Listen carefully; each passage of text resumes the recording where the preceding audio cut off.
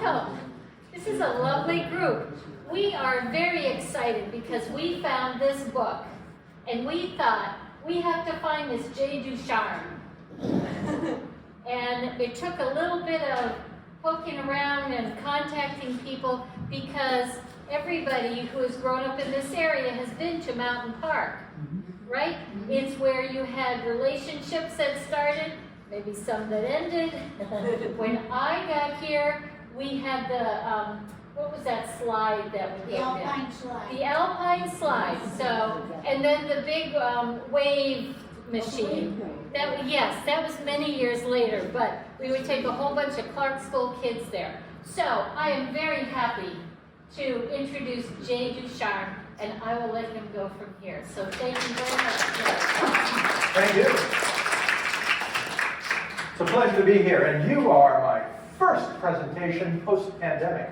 Wow. I had 3 of these presentations lined up right before the pandemic hit. Of course, they all canceled. But it's great to be back in person, and great to be able to sort of share memories about Mountain Park once again.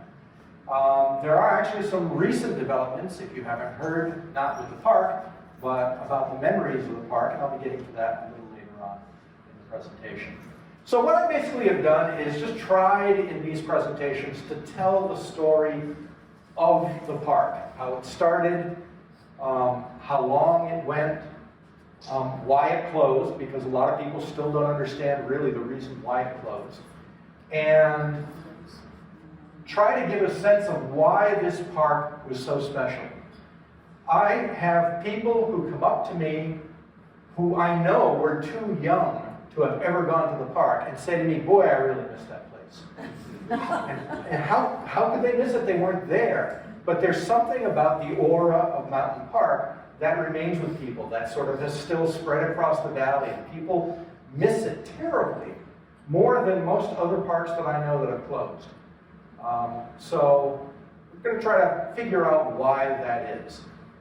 And all the photos that you're going to be seeing here are either from the Holyoke Public Library or Wisteria Hearst, or the Holyoke Merry-Go-Round Collection, or good old Harry Craven, or Eric Conrad, who worked at the park for many years in games. And he took some amazing photographs of all the people who worked there, and my collection.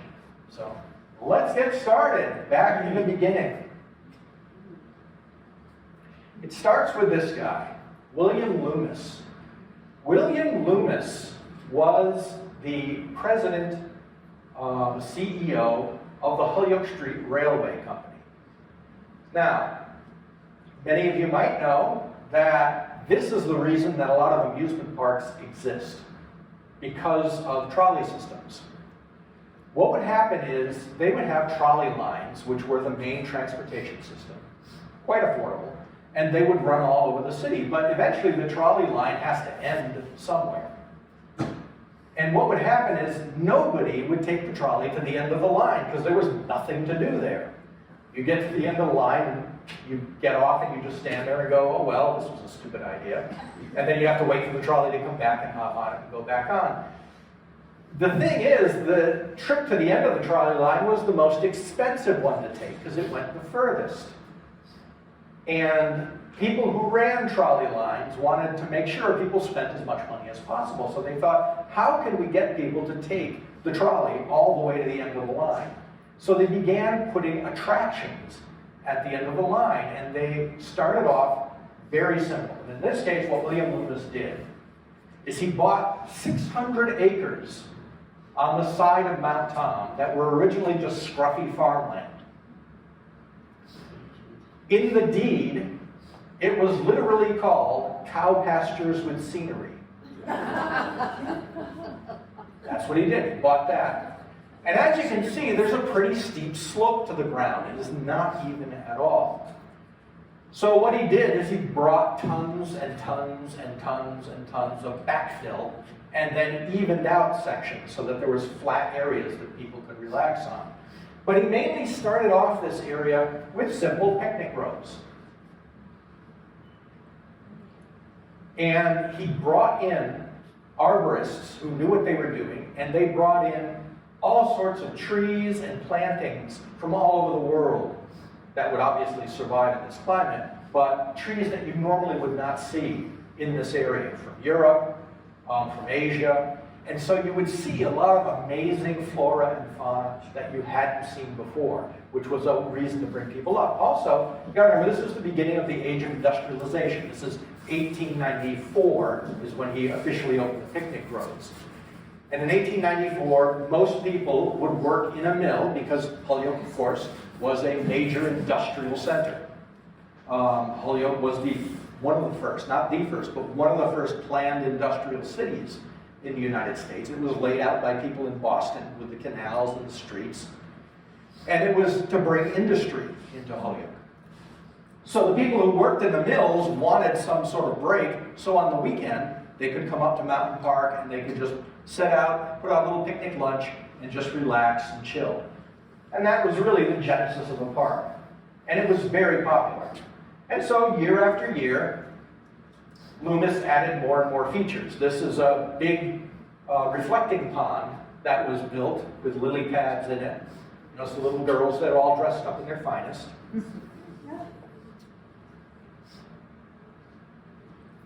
They also had animals. They would just basically trap animals that happened to be wandering by, the poor things.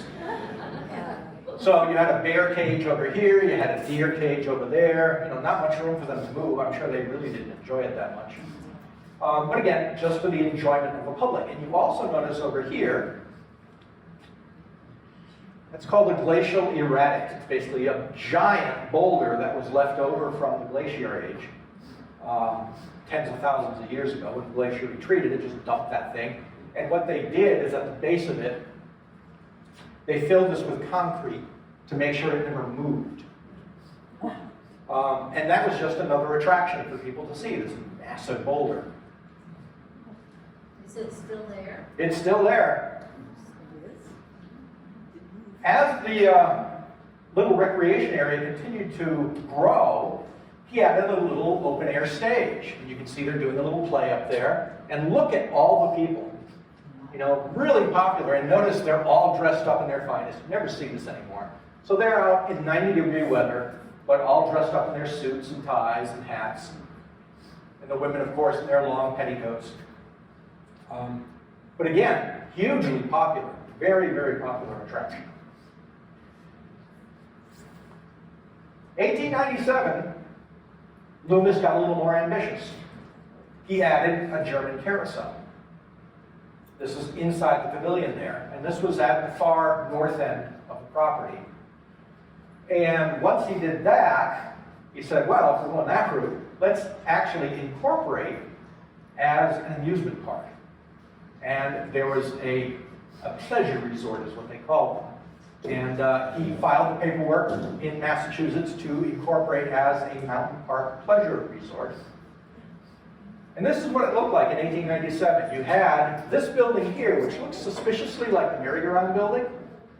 Eventually, it was the merry-go-round building. But first, it was a dance hall. And then over here, you can see this thing. That's called a switchback railway. That was the first type of roller coaster, patented in 1888 in New York by Marcus Thompson, who then farmed it out to all over the country. Every park had one of those initially. It was called a switchback. See the stairs? You climb the stairs, and you climb up to this top level, and there would be an attendant there. You sat in basically a flatbed rail car that had park benches bolted to it. And the attendant would push you, and then you'd roll off this, and you just gently swing over to the station at the other end. And there was an attendant there who had basically a hand-cranked elevator. He would lift you back up, push you, and you'd roll back over to that station there.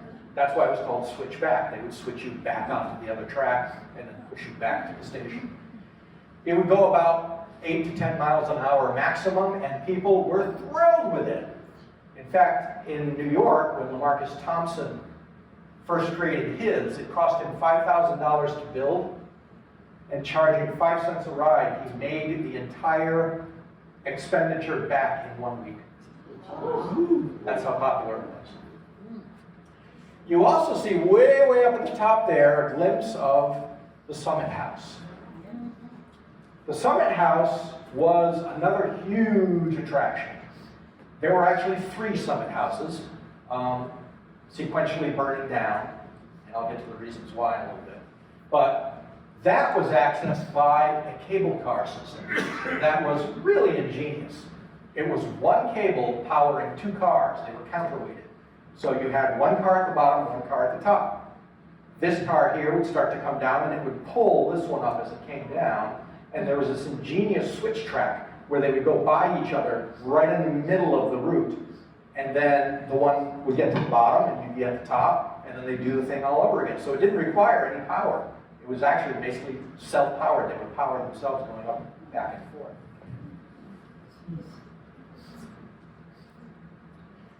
That's President William McKinley. In 1908, he visited Mountain Park and went up to the Summit House and said, quote, "It is the most beautiful view in the world."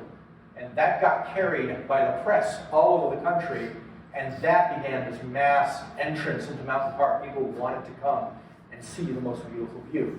Now you notice this one, it's not as elaborate as the one that most people remember. This is the intermediary one. In 1911, a new mountain house was built because that one burned down. This was not, as many people think, a hotel. There was no hotel in that building. It was simply a restaurant and a observation deck. That's it. And it had a really nice restaurant. That's it. It was really pretty on the inside, and they had really good chefs that were cooking there, so it was a very, very popular spot. There's one of the cable cars, Rowland Thomas, and the other one was called the Eliza Holyoke. Rowland Thomas is who Mount Tom is named after, and Eliza Holyoke, of course, is Holyoke is named after. And you can see the switch track right here, where they would pass by each other.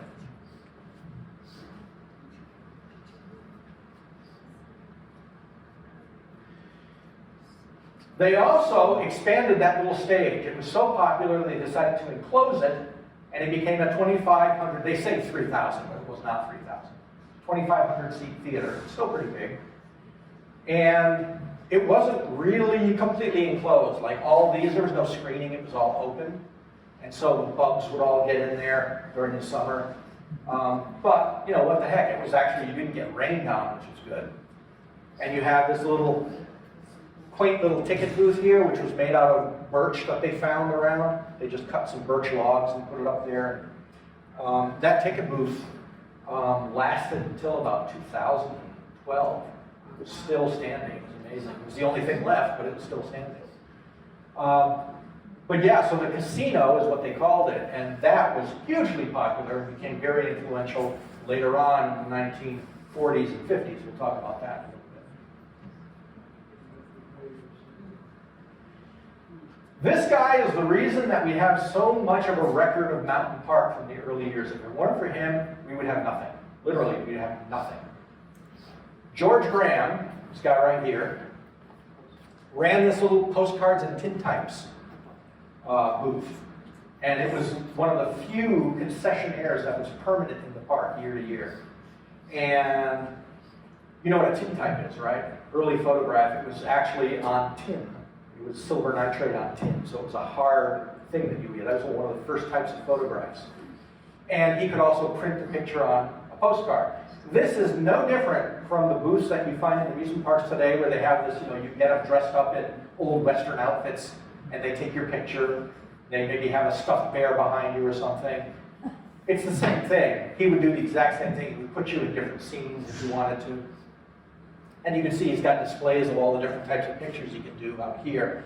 He was hugely popular. He got a very, very busy booth, but he also went around photographing everything in the park. He went around taking pictures of everything he could find. So he would take pictures from the top of Little Mount Tom, he would take it from across on Nob Hill, he would go up the mountain and take pictures up there. You know, he was taking photographs all over the place, and they all were turned into postcards he could sell. And you can still find these postcards today, hundreds upon hundreds of them. They're still everywhere because he made so many. Detroit Publishing is usually the company he got to print them for him. Some are in black and white, some are in color. But That's why we have such a nice record of this park, is because of George Moran. Did he live there? No, he did not. This is the building most people, if they still remember the building, this is what they remember most, is they remember this 5-story gold-domed version of the Mountain House. This was built in 1911, when the other one burned down. And it is beautiful. I mean, you can see people walking up here, but you could also go all the way to the top with the observation deck up there. And of course, they had those little binoculars that you could use to see out into the valley. And you can see all the way to Hartford on a clear day. The foundation of this is still there. It's what the transmitter station with the big radio towers up on the mountain, the station for that is built into that foundation. So the foundation is still there after over 100 years, 110 years. It's still being used. The problem that this had, of course, is it's at the top of the mountain. The trolley ride took about 20 minutes to get to the top. So if a fire happened, what are you going to do? You know, they'd call the fire department. The fire department, okay, we'll be there in an hour. You know, there was nothing they could do because with the horses, yeah. It was too, they couldn't get up there except for the trolley. So it was always burning down. So with this one, they put in 2 big water tanks to make sure that wouldn't happen again. Unfortunately, in 1929, what happened is they had one guard on duty, and a fire broke out in the kitchen. And he was one guy.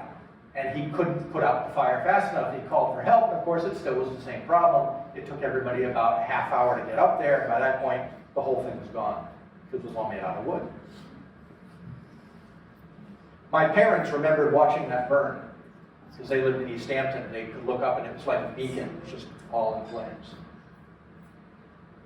Also in 1911, they had a little restaurant, a little open-air restaurant, more like a snack shop at the park, but they decided to enclose it. And they also built a ballroom because jazz music was becoming more and more popular and people wanted to dance. So they have the Stardust Ballroom was built, and then this was called the Tap Room. And it's still an open-air pavilion. You can see right in there. There's no windows, no doors. It was open. But it was all redone in Greek Revival style. So it looked really fancy compared to the little wooden shack roof they had on it before. This was the inside of the tap room. You know, nice marble walls, shelves on here, mahogany and crystal for that. We still don't know, because when it burned down, we still don't know to this day what happened to all that marble. It just disappeared after the fire. Somebody must have a nice, real nice kitchen with that now. What were the prices like? The prices at that time, in the 1920s, was like a nickel. For, you get a dinner for 10 cents. In the 50s, I have an actual menu from the park from the 1950s, and they had a steak dinner for, I think, 50 cents. Again, you gotta think about wages. They were much lower then, but still, the wages that you have now did not keep up with the rising costs. How much did you say, Jim? About 25 cents. Huh? How much did you say? 25 cents. 25 cents. This is the same little carousel pavilion that you saw, but they just retooled it so it was in the Greek Revival style as well, the building, just so it matched the rest of the look of everything else at the park. The carousel actually that's in there, is that the carousel that we have? No. This carousel is actually still operating somewhere in the world. Somebody told me where it went to, and I can't recall it. My brain's getting foggier as the years go on. But that carousel is still operating somewhere, but it was a little small one.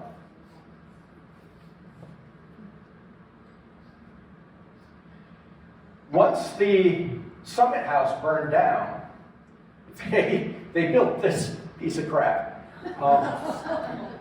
It really didn't do it. It didn't burn because it was all sheet metal. corrugated sheet metal. It just looked awful. And there was no real observation deck on it. They had windows in it instead. And nobody bothered with it. It just did not look pleasant, and people didn't go. And that was the end of the cable car line. There was no more business for it. But something else happened that was pretty earth-shaking back then.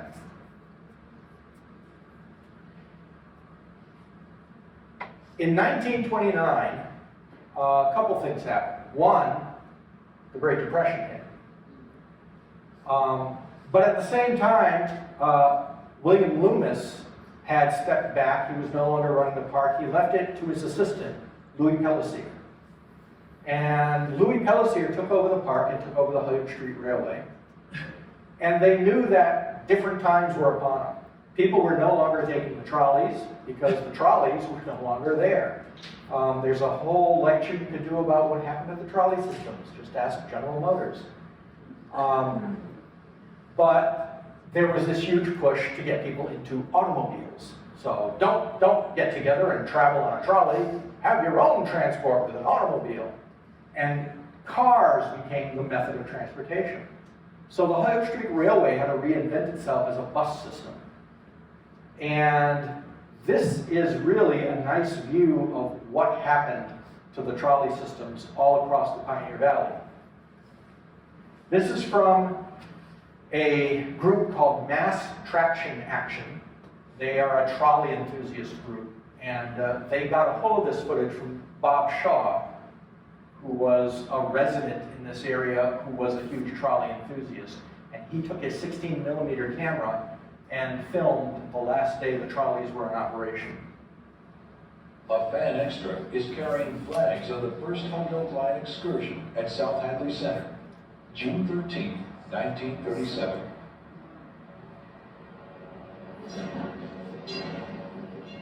With storm clouds building, car 180 passes the casino. That's not the casino, that's the tap room. But if you would take the trolley around the corner there, that's where the cable car station would be, around the corner.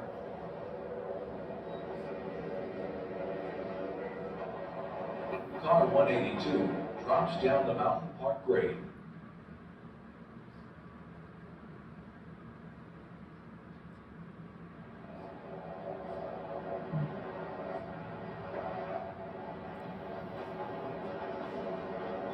The end of the line. After climbing the Mountain Park grade, the cars joined the scrap line. Now, if you go up the access road to Mountain Park and look off to the right, you see these huge concrete pillars. Longer. That was the trestle for the trolley line. A last ride. John Shaw is braced by a friend to steady the camera as car 110 follows another car north on Northampton Street. So this is heading toward the park on Around Northampton the Street. park, the car transitions to double track, but there will not be any traffic coming back. Car 110 will be the absolute last Hoyok Street Railway car to be under its own power on September 20, 1937.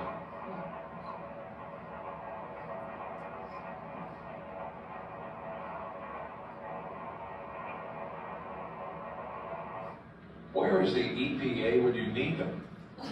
Oh yes, this is still 1937, and no one cares when you burn the insulation off your surplus wire at Mountain Park. And you can see the pavilion way in the back there.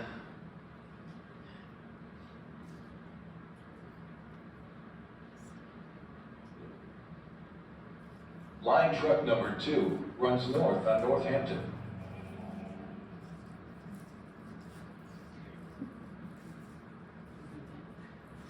Forlorn, the cars are stripped of anything of value. So these are sitting basically on what's now the Mountain Park access road.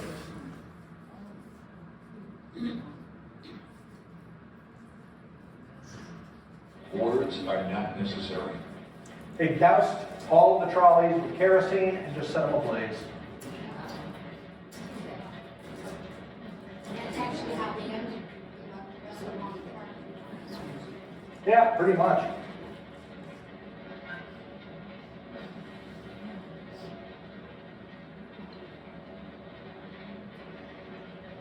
These weren't only the trolleys from Holyoke, South Hadley. Basically, all the trolleys in the Pioneer Valley could get to Mountain Park. So they all came up to Mountain Park, and that's where they were all burned. What a waste. What a complete waste. How long did it take? A couple days. But there is one left. Jimmy Curran has it, or had it, or Jimmy's not around anymore, but in the warehouse, he salvaged one of these before it got taken away, and he has it hanging in his garage. Literally hanging from the ceiling. Picking over the bones. Yeah, and that's all that's left. What they would do is the wood would all get burned, and then they take the metal and they recycle it. So very sad. I know the old firehouse has the original sign with the clown on it. Do they? Yeah, for Mountain Park. We went last year, just to go around and look at it. And it looks the same as it was when it was up on the billboard. Interesting. They couldn't have gotten the billboard because the billboard remained. It didn't move. The clown had moved because I used to see that in the storage room. The little carousel pavilion, that was turned into a storage area in the 1970s. So they would just store other stuff at the park because they had no carousel in there, and that's where that clown head ended up, was in there. This is the picnic grove that you saw earlier. It's no longer a picnic grove, obviously. It's a giant parking lot. Pellissier knew that this was the wave, and so he adapted. He created a whole new entrance to Mountain Park, because before you could only get there pretty much by trolley. So we had this wonderful entrance built. It was a little weird. This is the south entrance. There was a south and a north entrance on Route 5. For some reason, I've never understood this. If you're coming from Holyoke and you want to drive into the park, you would have to drive past that, and then you'd have to double back and then go into the south entrance and then come up. That was the entrance, and then this would be the exit going back into Holyoke. So it was awkward for people coming from the Northampton area. They could go right in, but then when they came out, they had to do a U-E and turn around. It was a strange way to do it. This stonework here, you'll see this everywhere in the park. It's still there. It's definitely still there. And across the street from that, there's that little sort of chalet house, all made out of stone. The same mason did that. He lived in that house. That was his house that he built. And he did all the stonework in the park, and his name escapes me. It's Charles something. I can't remember his name. That is a vivid memory for me because I remember going up as a kid, and that built such anticipation, that nice shady road. There's always a chance of an accident because the two entrances came together at one point. So you never knew who was coming around the corner. But vividly remember that entrance. And in 29, Pellissier undertook a huge renovation of the Midway. I mean, completely transforming it. So here's the tap room, and there's the Stardust Ballroom. But notice we have a roller coaster. There were actually 3 roller coasters at the park. There was the original little switchback railway. Then there was something called Dip the Dips, and I've never found a picture of that. And then the last one to go in was this one, the Mountain Wildcat. That's what it was called at the time. And it was built by the Philadelphia Toboggan Company. Toboggan at that time was the name you give to roller coasters. They were called toboggans. So you have the toboggan that's out there. Now, Philadelphia Toboggan Company was the most prolific and prosperous roller coaster company in the United States at the time. They built wooden roller coasters all over the place, all over the world, actually. They had some really good designers. This was designed by Herb Speck, one of my favorite roller coaster designers. And his signature are those camelback hills. You know, you go up and you float out of your seat, and you float out of your seat. That's what he used to do all the time. Well, they were building 2 roller coasters that same year. There was the one at Mountain Park, and there was one at Pine Island Park in New Hampshire. And the 2 crews from Philadelphia Toboggan Company set each other a challenge. They basically had a contest. They said, I bet we can build ours faster than you. And Mountain Park was like, oh yeah, we're going to build ours faster than you. And Mountain Park won. because they never bothered pouring any concrete footers. They just dropped the ride in the dirt and left it there. Now, it's a testament to how roller coasters are constructed that it's fine. You know, didn't have any problems with it. That's the amazing thing about a roller coaster structure. It is incredibly stable. You know, people say, well, it moves, it sways. Well, yeah, it's built to do that, because if it doesn't sway, you're going to break your bones. So it takes up the force so you don't have to. But you notice all the other concession buildings along there, all the games and other rides. You notice up there at the top left, that is an aeroplane. That was a generic name for it. It was also called a circle swing, built by the Traeger Company, and almost every park in the United States had one of those at one time. They're actually a lot of fun. I've gotten to ride one. Then you see that building that was the dance hall. In 1911, it was converted, because they had a ballroom, it was converted into an arcade. And then, when they were getting the roller coaster, to sweeten the deal, Philadelphia Toboggan Company said, hey, if you buy a roller coaster from us, we'll throw in a merry-go-round. And they could do that because Philadelphia Toboggan Company had the only mass production for carousels in the country. They had designed this ingenious jig 15 feet high, and you would take blocks of wood and you would put them in 3 of the jigs. And then at the bottom one, you would have the horse by the master carver.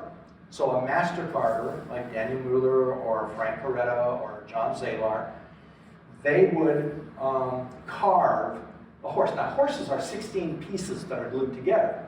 So they wouldn't put the whole horse in there, they'd put a piece, so at the head. They put the head in there, and then they'd lock in 3 blocks of wood, and then the drone who was running it would just simply follow with a pointer the pattern on there, and it would carve 3 identical heads at once. So they could have a stockpile of this stuff in their warehouse, and anytime anyone ordered them, they'd just throw them together and say, okay, here's yours. Because they had all these left over. So that's what happened at Mountain Park. But they didn't want to build a new pavilion for it, so they just reused the old dance hall. They just had to build some new footers in the bottom of it to hold the weight, because the ride weighs 14 tons. It's a bit heavy. So they had to build footers in the bottom of the ride, building. And then they had it shipped over, and they assembled it, and off they go. And they had a carousel, a really nice one.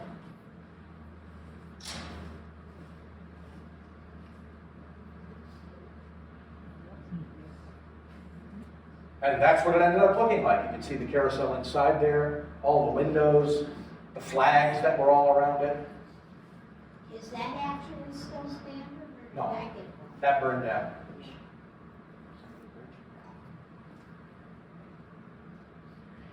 He also added, Pellissier added a whip ride, which was very popular. J.F. Bengals.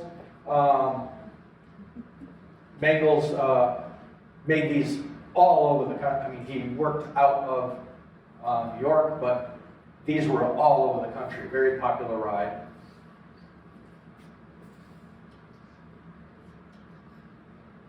This is a scene from the 1940s. Notice how open the midway is. You know, there's a lot of shade, which is nice, but it's basically just wide open. This right here is the midway stage, where they would have like clown acts, things like that. You can see the ballroom and the tap room in the background. And over here you can see the entrance to the Mountain Wildcat and the concession stands. There's the whip over here, there's the merry-go-round building. But really not a lot there, but you can see, really popular. What these people are lined up for is the Loop-Loop, which was a fun house right off to the left there. And there is the Loop-the-Loop right here. I don't know exactly what the Loop-the-Loop is. I assume it was a fun house with a rotating barrel, which was very common back then. But again, notice how barren it is, just wide open. Where are the Dodgers? The Dodgems were not there yet. They would have been way down past the carousel, way down there. Yep. And the Ferris wheel's not there yet either. Nope, none of that's there. Those didn't come in until much later. This, you can see, is a Oriental novelty booth. So you can get goods that were probably made in this country, but made to look Oriental. And you could, try your hand at winning any of that stuff. And this booth stayed until the park closed. It went under many different transitions, though. It started off as this novelty booth, and then later on was transformed into Midway Lunch. And these were where you picked up your food, so they would cook inside there. And the guy who ran it, I kid you not, the only name that I could find for him was Chef. But he's the guy that ran it, and he would serve your food out here. So, and then eventually, many of you might remember it as a skee ball game. That's where all the skee ball machines were. And there was a big sign up here that said action that would flash on and off.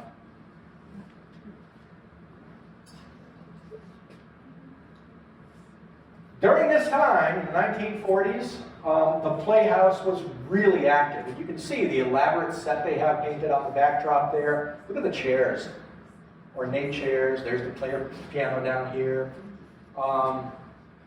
And this was a huge draw to the park. Now, when you entered the 1940s, 50s, and 60s, the park no longer owned the theater. They didn't run the theater, I should say. They owned the building because it's on their property, but they didn't run it. They got out of the theater business, and they let other people do it.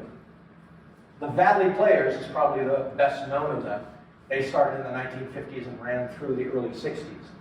And the Hadley Players brought in an enormous number of famous stars, and they would pack the place each week. Right. Recognize this guy here? No. Looks like him. That guy is actually this guy. Hal Holbrook. He got his start at Mountain Park. That was one of his first gigs in the repertory theater there, and he'd have to learn lines for all these plays, week after week after week, just keep doing different plays. But while he was there, he had this idea that he wanted to do a show about Mark Twain. And he wasn't really sure how it was going to work, and he began developing it, and he asked the people at the Hadley Players, would you mind if I did this show? And they said, no, go ahead. So this is the first time he did Mark Twain Tonight. His solo show was at Mountain Park, and it became a big hit, and that's basically how he lived the rest of his life, doing Mark Twain Tonight up into his 80s.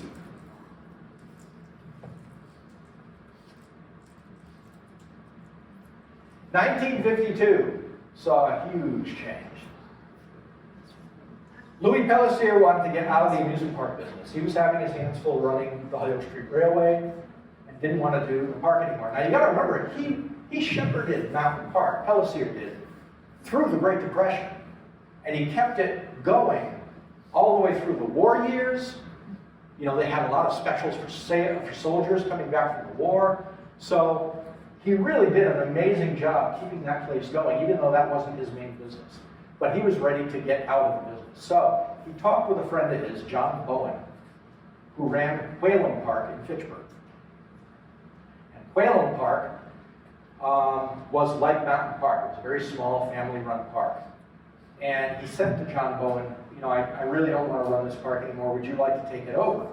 And Bowen said, nah, we got our hands full down here. But he said, I do know somebody who might be interested in taking it over. A friend of his was John Collins, who lived in Wellesley, Mass., Wellesley Hills, actually.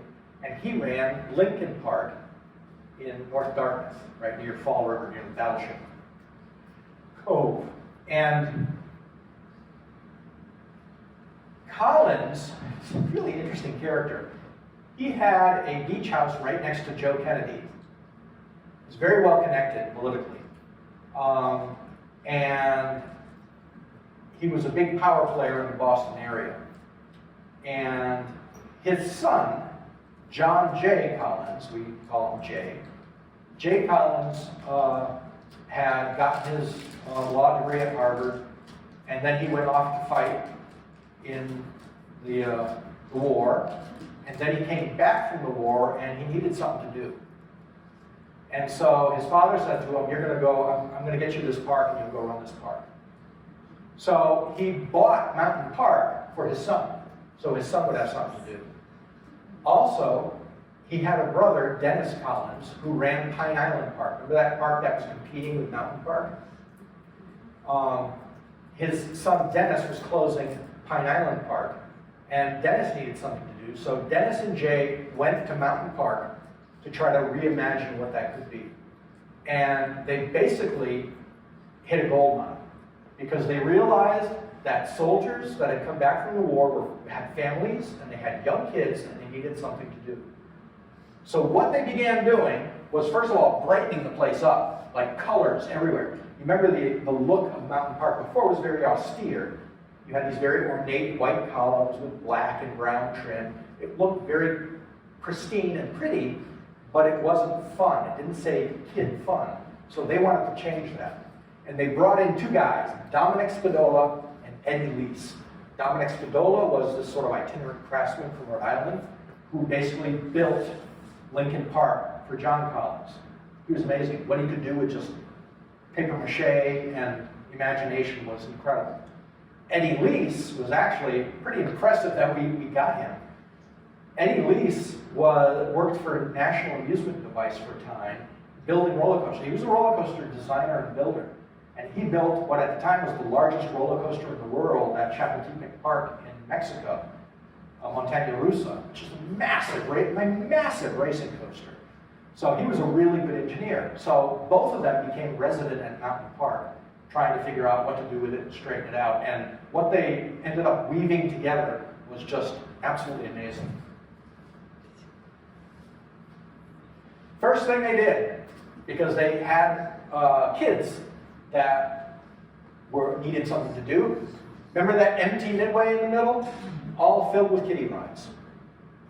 So they had all this stuff. And what they were very smart about at Mountain Park is finding adult rides that had a kiddie ride counterpart, so that kids never felt left out. So if the adults could ride something, the kids had their own version that they could ride. So you have the little boat ride there. There's over on the right, you can't see it, there's a mini whip. And they put lots more concessions in, all over the place. I think that was the Flying Jets right there. Yep, that's the kiddie flying jets, yep. And you can see up there, you can't really make it out, it says Laugh in the Dark. That was a Pretzel dark ride. Pretzel was a famous dark ride manufacturer. And it was a one-level ride. You can see the kiddie Ferris wheel there, and faintly in the back you can see the big Eli Ferris wheel. This right here is my wife. That's my wife, when she was 2 years old. That was in 1958 at Mountain Park. And She looks different now. yeah, she's a little different now. She's a little taller. This is her twin brother, and that's her sister and her other brother on the turtle ride. But again, look at how many people are there. They packed the place. They also brought in this train ride at the north end of the park. It really didn't go anywhere. It just went in a sort of loop. But again, something else for the kids to do.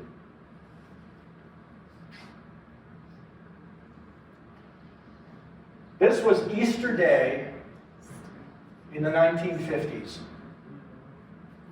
You can't move. I mean, it's just absolutely packed. The tradition in Holyoke was you do the Easter parade. So you do the walk, the Easter walk, and then you keep walking down North Am Street, you walk all the way to Mountain Park, and go and spend the day there. And you can see, it's pretty chilly. There's no leaves on the trees, and they would always open the park. First day of the park, always, Easter Day, every year. Whether there was snow on the ground or not, didn't matter. If there was snow on the ground, we shoveled.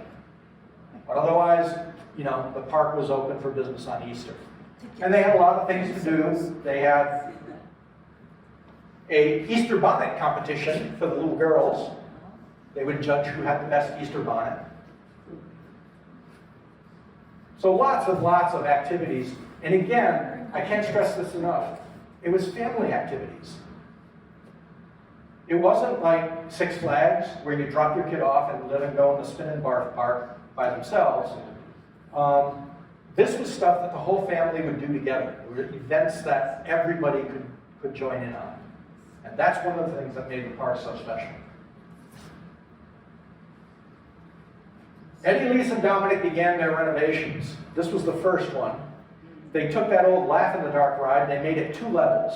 Now, in order to do that, they had to take these old cars, and Eddie Lise had to redesign the transmission in them so that it could pull the cars up the hill.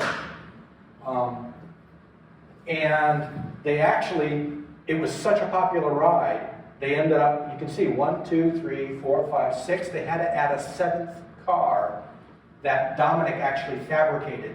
He took a mold of this, and then he made a fiberglass cast of it and applied it to another car, so that they had 7 cars that could be used because the ride was constantly being used.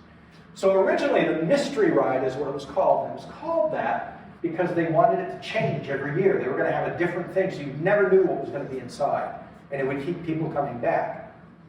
I remember these gumstick figures. They actually rocked back and forth.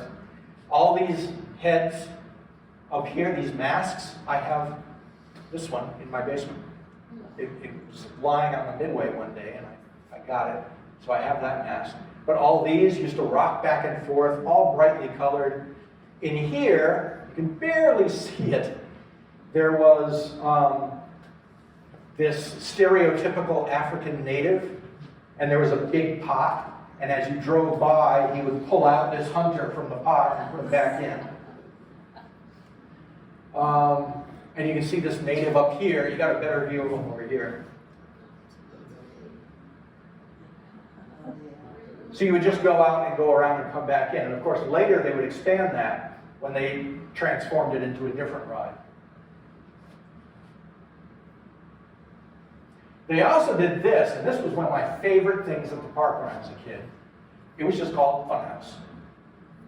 Simple. And you would enter here, and the first thing you would encounter is the mirror maze.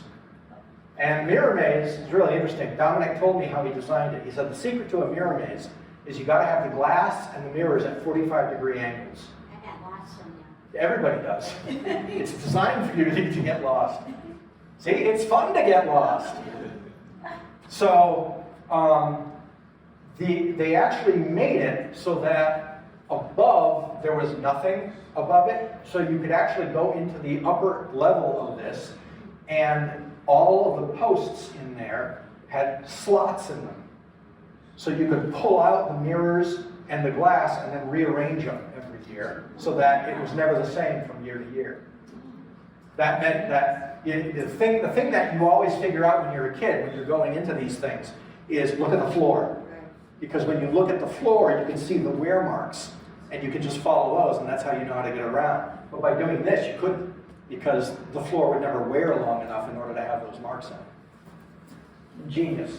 Then you had to fly over here. I just found out from somebody that originally, these were manually controlled. The operator would control those. They were air jets in the floor. And so they would wait for girls to go over in their skirts, and then they would hit it, so the skirts went flying up. Isn't that nice? Yeah, they had the boards too that you watch. Yeah, and the boards that would shuffle, they had the spinning discs, all those things. And then they also had the magic carpet. And the magic carpet was actually just a slide, but the trick was there was a chair, and you sat in the chair, and the chair would collapse and send you down the slide. That became an issue later on as things got more litigious as time went on.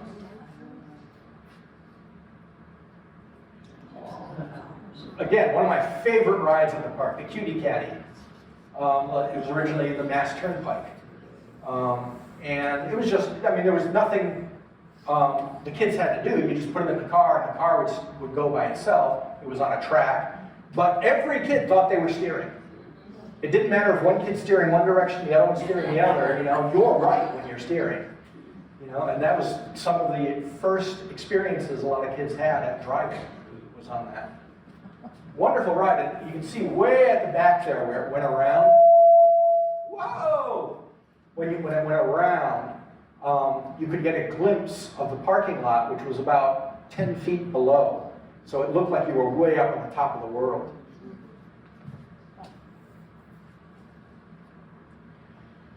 Remember I said it was all about family, it was about coming together. Well, the park made sure that they always had some community event going on there all the time.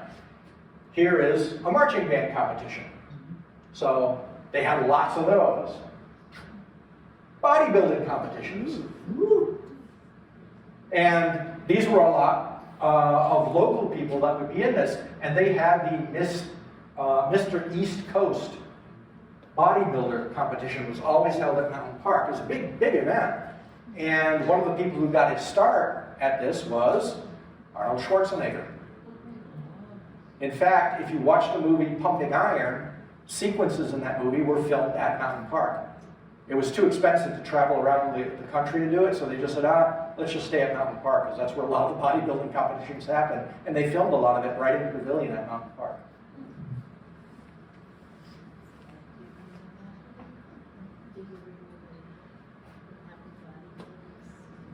Motorcycle hill climbs. Hugely popular. And that was a tough hill to get up. It was all just powdered dirt. And they had to go up that steep, steep hill, and this would put you out onto the road where the ski area access was. Another great community event. And color. Did I mention color? Lots of color. This was the famous archway as you went up the original entrance before they put in the access road that's now there. The access road went in because of Route 91, which cut the property in half, and they couldn't use these roads anymore. So they had to come up with a different thing, so they had the new access road. But this was the original entrance. And that said everything right there. There's the color and the joy in that thing would just get a kid's heart beating. That's what it was all about. Feels like there was somebody actually watching the park before all this fire happened. Yes, it was me. This maybe will never happen. Well, we'll get to that. We'll get to that. Look at the fun house. It kept getting redesigned every couple of years. And I mean, just again, the cacophony of color that's in there. It's just amazing. It's another shot from the Ferris wheel looking out over the North Midway. You can see Out of This World, one of my favorite fun houses. There's Playland, the big arcade, the Dodger building. Now the Dodger building's really interesting. Originally it was just a regular pitched roof that they had on there. John Collins would travel all over the country going to amusement parks. And he went to a World's Fair and saw a geodesic dome for the first time. And he came back to Mountain Park and he said to Dominic, I want a geodesic dome on the top of the Dodger car building. And Dominic went, okay. You know, how do you do that? How do you put a geodesic dome on the Dodger car building? But they did it. It was amazing. This is all built with homosote. You know what homosote is? It's basically pressed newspaper. It's a sheet of board, but it's just pressed newspaper. So it's light, not very durable. And it's fairing strips, you know, very, very thin wood. So this thing, it weighs nothing. It looks really impressive, but there's very little structure there. It's just basically homosote on fairing strips that's painted. But they had to have it inspected because it was a new addition to the building. So the fire marshal came in and had a heart attack. It's like, what the heck? He said, you got to double the supports on this building. You know, because he didn't know what it was made of. And Roger, you know, the park maintenance guy, Roger Fortin, who's amazing. Roger just went, okay. So they doubled the supports on it. Had to put twice as many supports on the building, didn't matter. And that thing was still standing on right up to the end too. It was amazing how durable that was. And the way they did that, again, brilliant. Dominic would be up on the top there, and there'd be some guys down at the bottom, the homosote, and Dominic would say, put a mark there on the homosote. No, a little bit to the right. Okay. Put a mark there. Now go down there, put another mark there. No, a little bit to the left. Okay. Now draw a line. All right, cut it. And then they haul it up, and he put it in place. How does he do that? It's amazing. And you notice the satellite up there too, which was an amazing ride. There's Out of This World. This was one of the freakiest fun houses I've ever been at. I mean, it was really disturbing. Dominic did all the painting. You can barely see it here. There's a head with spider legs coming out of it. I mean, some really just disturbing imagery. had a really weird soundtrack on it too, this sort of Forbidden Planet soundtrack to it. But really, you know, the normal stuff here, tilted rooms on the inside, and you got the moving platforms up here, you go on the flyover over here, and it was just an amazing piece of work. And that lasted until 1982 when they took it out. There's a satellite. Klaus Satellite Jet, a company in Germany. Klaus made this. They made it from discarded parts of Sherman tanks from World War II. That's what this center section is here. It's a tank turret. And it was basically just compressed air, which gave it that really loud sound all the time that you heard. And you can get quite a jolt when you got to the top of the arc. When the jet went all the way up, it would go bong. And there were no seat belts in these jets. And I'm amazed nobody ever got killed. Well, somebody almost got killed. Me. The first year I was working at the park, I was running the carousel. And then Roger comes up to me and says, all right, I want you to try a different ride, so I'm going to put you on the jets. Okay, fine. So he showed me how it works. And there were 3 controls. There was this giant wheel, like a ship's steering wheel, that was a rheostat. So it put electricity into the ride. And you'd pull it and go, and it would start the ride slowly turning. Then you had 2 handles. One handle put air into the jets, into these tanks. The other handle put air into the center piston, which would lift all of the jets up and tilt them. So the ride was initially like that. It would start to rise, but then tilt this way. So the jets were actually doing this. So you were actually much, much higher than you originally were. And when you're in those things riding them, you swore you were going to fall out. You know, centrifugal force kept you in, but it really felt like you were going to fall out. So my first day of running it, around the middle of the day, I stopped the ride. And I would always run it for theatrics. The way I would run it is I would start the ride going slowly, so it would just go around very slowly. Then it would get faster and faster, like a jet taking off. And then it would go around fast for, you know, a couple seconds. And then I would just put a little puff of air into the jets. And the way it worked is you had a handle and you pulled down to go up, which confused a lot of kids.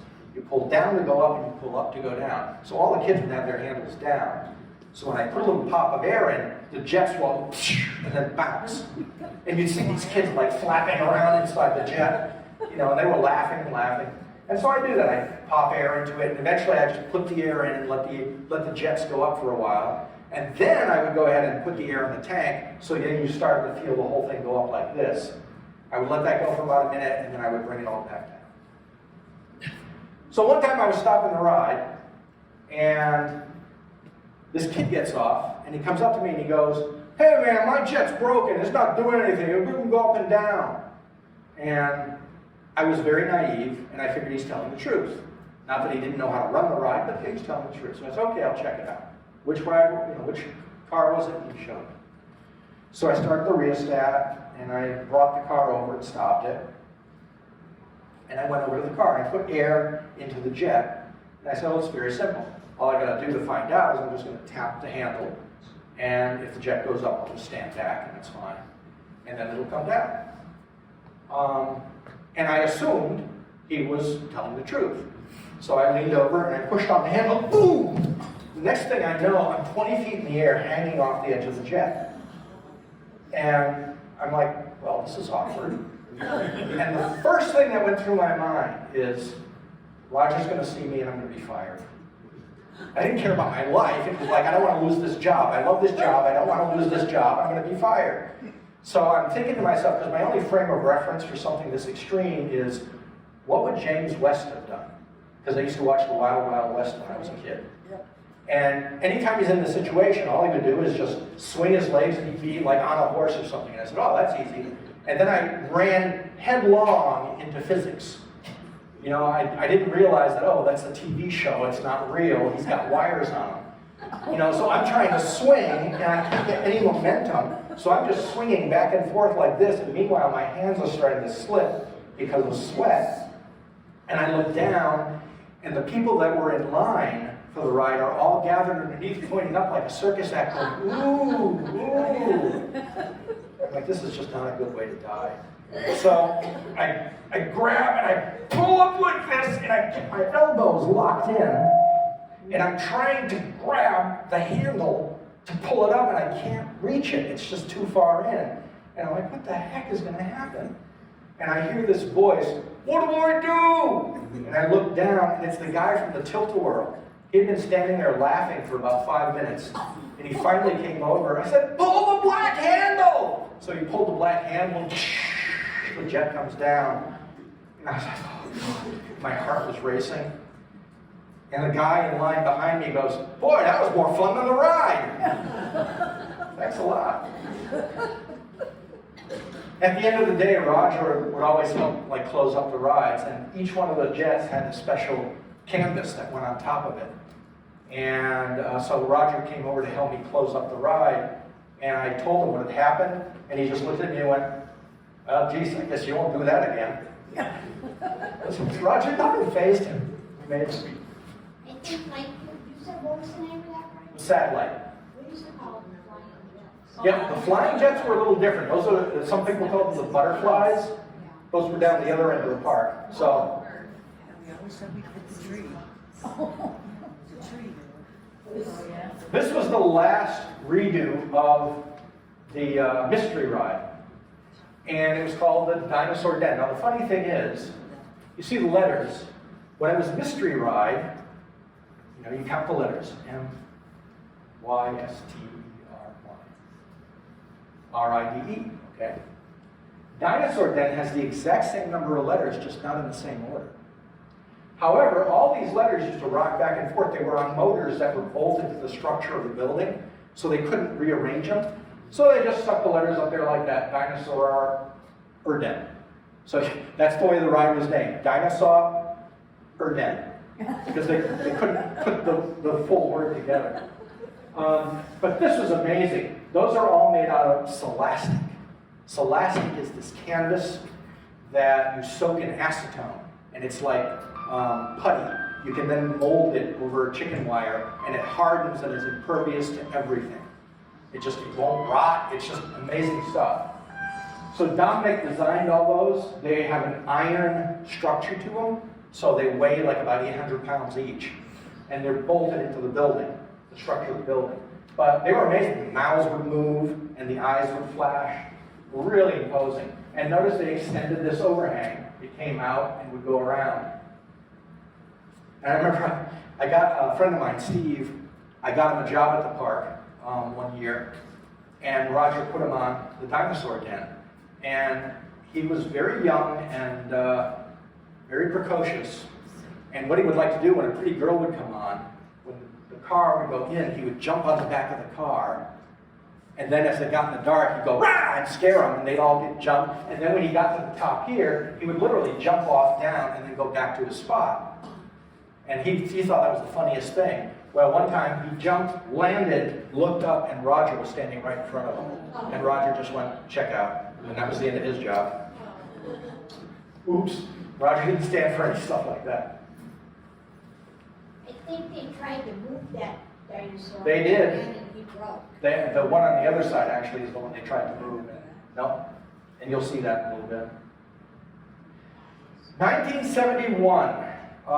Jay Collins' father passed away, and Jay had to run both Lincoln Park, where he grew up, and Mountain Park. And he decided to throw his attention to Lincoln Park. So he leased Mountain Park to the food service company, Aeroserve. And he later said that was a huge mistake. We should never have done that. But he figured, they were very interested in running a park and bringing their food service into the park. But they had no experience running a park. They didn't know what they were doing. But they did bring capital in. So what they did is they put in the first new rides the park had in a while, the Sky Ride. And the Sky Ride went down to Animal Land, which was a zoo they built at the bottom of the picnic rope. This was an upcharge, one of the first that the park had, where you had to pay extra to ride this. The reason they did that was to keep kids off, because they didn't want kids jumping on and off all the time. So you have to pay an extra 25 cents or 50 cents to hop on this. And you could take it one way only, and then you have to pay to get back on it and come back up. Because it was supposed to get down to the zoo, which you then had to pay to enter if you wanted to go to the zoo. That only lasted 2 years, and they took the zoo out. It was just too much trouble. The animals would get loose, and they couldn't take care of them properly, so they just said, the heck with that. They kept the sky ride, that just became a one-way trip. I'm sorry, two-way trip. So you get on, pay your money, you get on, and you just come back to the same spot you left. You didn't get off at the bottom anymore. But they always had somebody stationed at the bottom, just to make sure there was no hanky-panky going on. So the sky ride was one new ride they put in, and the other one, and actually another thing that happened in 1971, in June of 1971, Holyoke High School had their prom, like they had every year, in the ballroom. And I actually met a couple who were dating at the time, and they got married later on, but their date was at the Holyoke prom. And the guy related to me how he was sitting in the ballroom, which was all a wood floor, not like a laminated wood floor like this, but an actual wooden floor, an oak floor. He was sitting there, and they were talking. He was talking with some of his friends, and all of a sudden he said the French doors over to the tap room blew open all by themselves. They just flew open, and then all of a sudden the floor began rippling like a bed sheet. And then they heard this massive explosion, and they just ran out of there. And most of the people had to jump the fence because to keep riffraff out, they had locked the little chain link fence that was there. And everybody made it out alive except for two people. What had happened is somebody smelled gas. And so they got two maintenance guys to go down into the basement below the tap room. And when they tried to turn on the light, it didn't work, so one of them lit a match. And the whole place just went down. The two guys died. Roger Fortin, my boss, went down to rescue them and ended up getting badly burned and couldn't do anything about it. But nobody else was hurt, which was amazing. But the tap room and the ballroom were just leveled, nothing left. So when AeroServe came in, and you gotta remember the tap room and the ballroom were big business for the park because they were year-round. So you could book a party or an anniversary, you could book a club event in that ballroom year-round, and that kept the money coming in on the off-season. Well, when AeroServe took over the park, they didn't want to build a new building. That's another thing Jay Collins told me he wished he had done, is he wished he had rebuilt the ballroom because it was such a good deal for the park. They built this thing, this little roof, basically a little metal roof, which could house, outings and picnics. But, there was no cover around it, so in the winter you couldn't use it. It was just too cold. So it was just a thing for the summer season.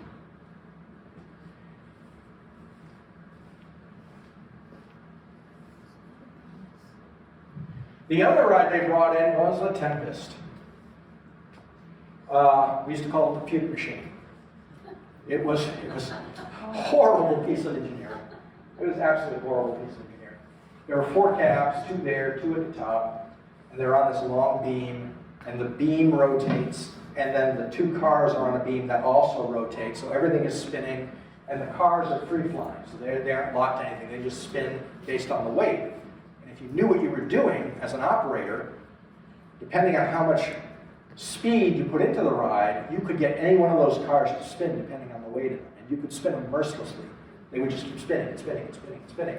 And the nice thing is, these were all built with steel grating, which was very important because when people threw up, which they did all the time, all you had to do was just get a bucket, wash it down, and it was all gone onto the ground and into the sewer, and you didn't have to worry about it. And the guy who used to run this when I was there, we called him Lucky. I don't know what his real name was. He wore a big cowboy, had a big Stetson, and he always wore cowboy boots. And he's huge. He was huge, dyed blonde hair. He was massive. And he came up to me. I was at the merry-go-round, which was across from it. He came up to me one day and says, Yeah, 186 people in one day. He got to throw up on it. He was very proud of that record.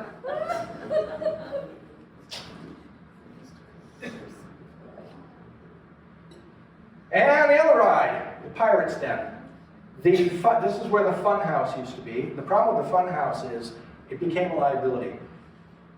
There was a huge fire at Six Flags Great Adventure in New Jersey. Well, it wasn't Six Flags, it was just Mirae's Great Adventure, but a huge fire in their massive fun house they had. But of course, in those fun houses, it was dark, and you couldn't find your way out. That was the fun of it, supposedly. But in the middle of a fire, people couldn't get out, and 16 people were incinerated. So the government stepped in and said, okay, we're going to have regulations for these things. And the one at Mountain Park, to bring it up to code, would have been so expensive, they just said, let's just get rid of it. Plus, people were now suing.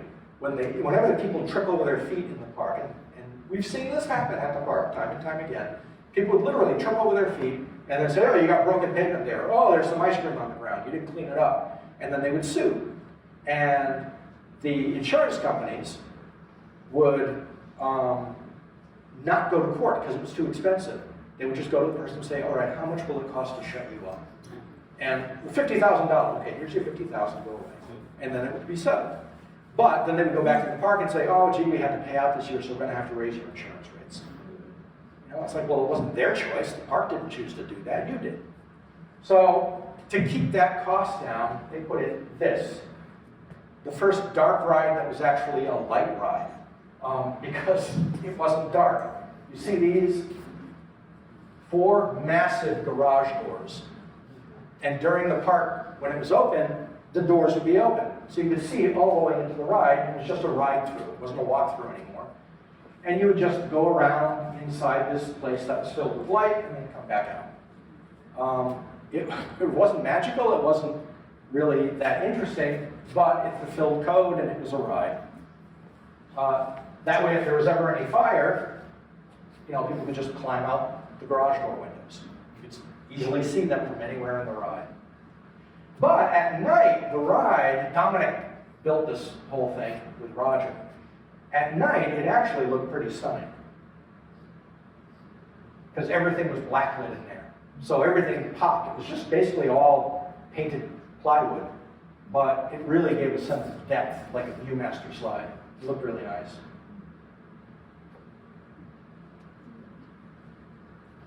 The thing that I discovered when researching all about Mountain Park is, you know, I was trying to find out what is it that made the place special? Why do people remember it?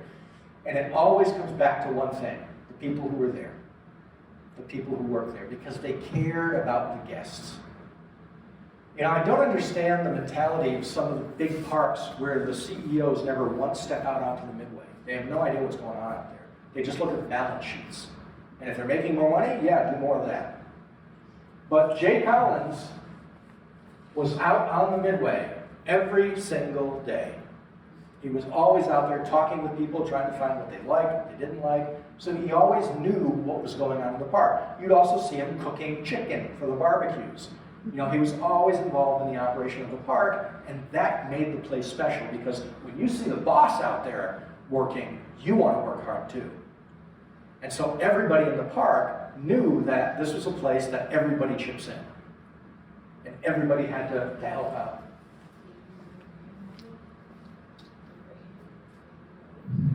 Roger Fortin is an amazing guy. What an amazing guy.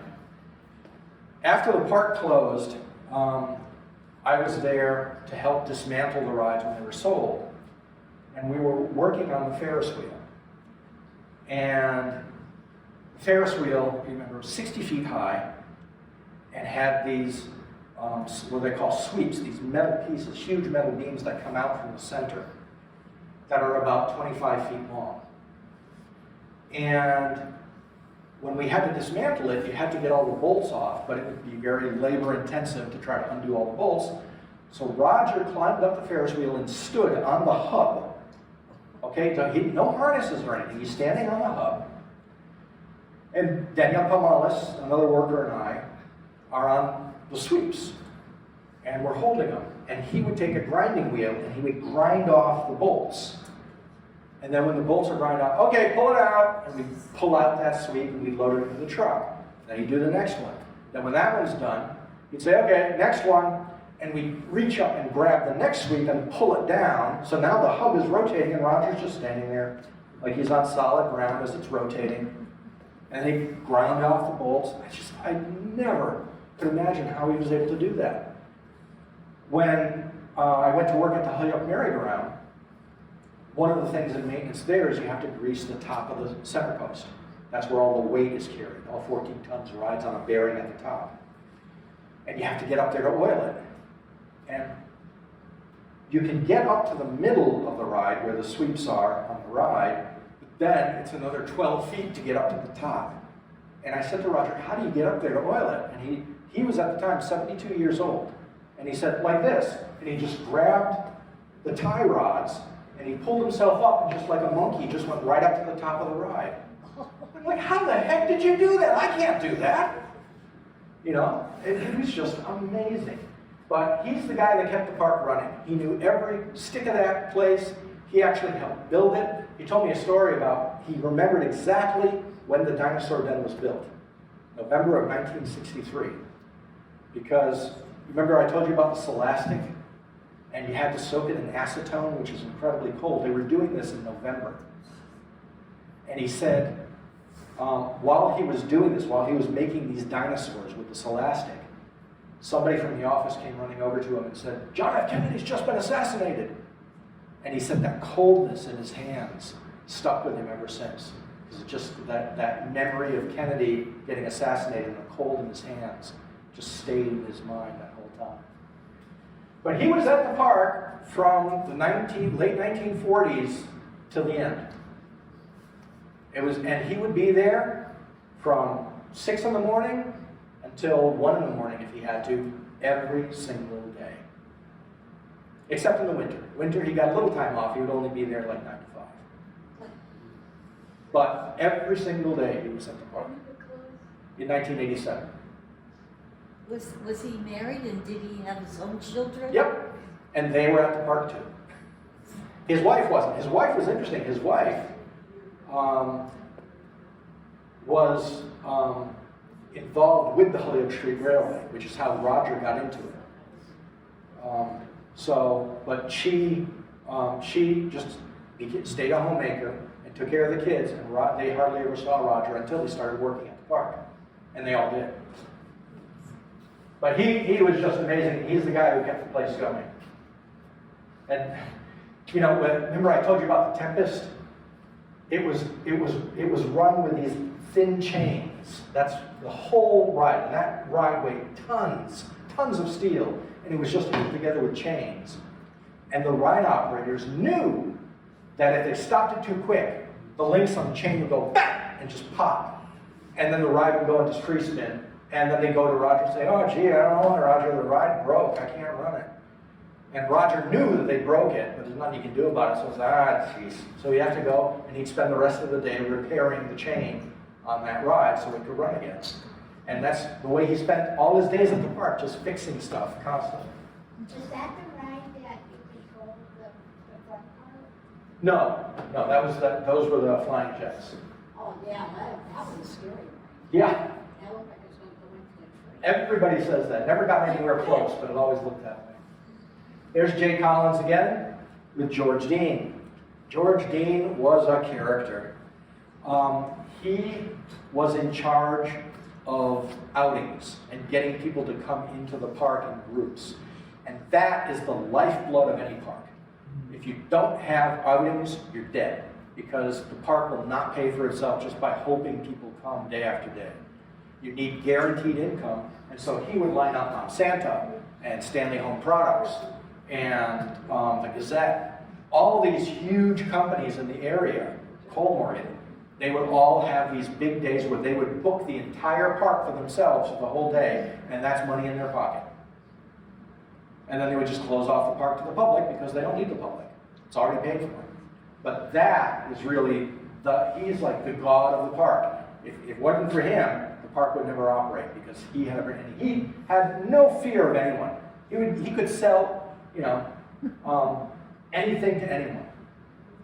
He was an amazing guy.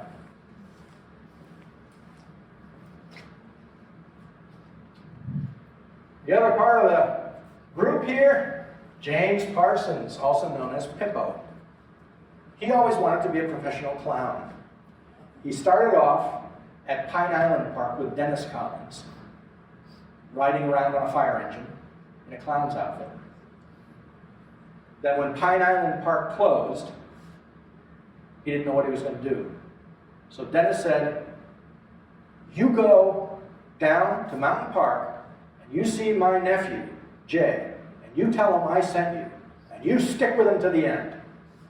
And so he showed up at Mountain Park with a cardboard suitcase and said, your uncle told me to come here and stick with you to the end, and I'm going to stick with you to the end. And Jay didn't really know what to do with him, so he said, okay, you're in charge of games. And that's what he did, and boy, was he a good barker. You couldn't have had a better barker. He was the one that people remember standing at the dime pitch, the dolly pitch, with the bowls, saying, throw your dime in a bowl, everyone's a winner. And he made so much money on that game. And everybody loved him. He was just a real character at the park. And he also got to dress up as a clown once in a while, so that was a bonus. There's the dolly pitch. It was called the dolly pitch because originally they were all little dolls that you would try to get your money in. Mountain Park was great. Like a lot of these old parks, they were very ingenious in how they designed the games. And the games are where you make money. You don't make money on rides. Rides are what draw people to the park. You make money on food. You know, it costs a nickel for you to purchase the equivalent of a drink, and you charge $1 for it. So you're making bank there. Big profit. With these things, the same thing. This is where you make a lot of money. So, costs a dime to play. Well, figure that's not much. Well, you look. No problem. Get it in there, and you get this little tiny prize. You want one of those? It's the bowl at the top, which has no rim. So everybody wants the big prize. And so you're flipping these dimes saying, there's got to be a way to do this. No, it's not. It's just, again, physics. It's just physics. You're not going to get it. And so by the time you got one of those things, you spent about $25. Where's the cloth on the top? You can't see it. It's hidden by the bears. It's just barely visible above its head. But that was the trick, is you make them think, oh, it's no problem, I can do this. And of course, they can't do it. You know, nothing's rigged. It's just a very, very difficult thing to do. You've got to be really skilled to do it, or very, very lucky. And of course, these were all gotten from a company called Namco, which is still around. A big bear like this would cost the park about $1. So, now, I would used to like the wooden rings. yes, When you would shoot tots. yep. Those were a nice trick too. I'll show you that in a minute. This was the biggest game in the park. This did more money than anything else. And it has the most bizarre concept. It's the grocery game. You would put a dime down on the little spot number here, all right? And then there's a wheel that's just out of view over there with numbers on it, and they would hit a button and it would and stop at a number. If you get it, then you get a bag of groceries. So you get like Fluffernutter, or you know, soap scrub, or toilet paper. You know, it was stuff that you would normally buy in a grocery store. And what would happen is Walter Merrick, who was very, very frugal, he would go around to like Stop and Shop, Big Y, Food Mart, and he would find all the best deals he could with coupons. And so he would pay almost nothing for any of this stuff, stock the shelves, and they'd make bank on this. People literally would be lined up 4 deep to play this game, thinking this is how they're going to get their groceries for the week, not realizing they're actually spending more playing the game than they would if they just went to the store and bought the stuff. Same principle with this game. The Coke game. What a brilliant idea. Absolutely brilliant idea. You just get bottles of soda. All right? And what you had are these little tiny wooden rings. And the idea was just throw the ring over the neck of the bottle. Sounds simple. It's wood and it's plastic. Not gonna happen. You throw it, the rings just bounce all over the place. So it looks like a big deal. 8 rings for a quarter. Figure you gotta get it. No. And so you play it, and then you feel like an idiot. You go, oh, I gotta do this. You pay it. So this 75-cent bottle of soda ends up costing you $5.50 by the end of it.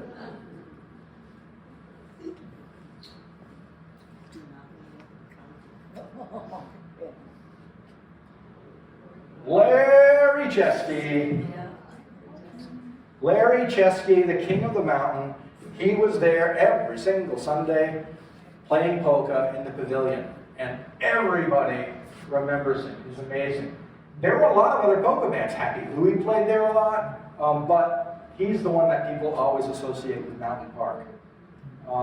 And in that pavilion, you not only had Larry, you also, of course, had bingo, which was a huge draw. So when Larry wasn't there on Sundays, Walter Merrick was there running bingo.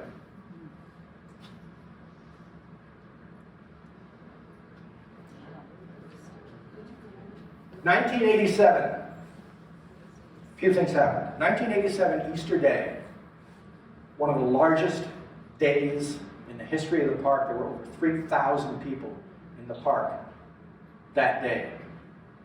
So don't tell me that the days of the small town amusement park had come and gone. Mountain Park was doing booming business, and we had a great year in 1987. We were doing really, really well.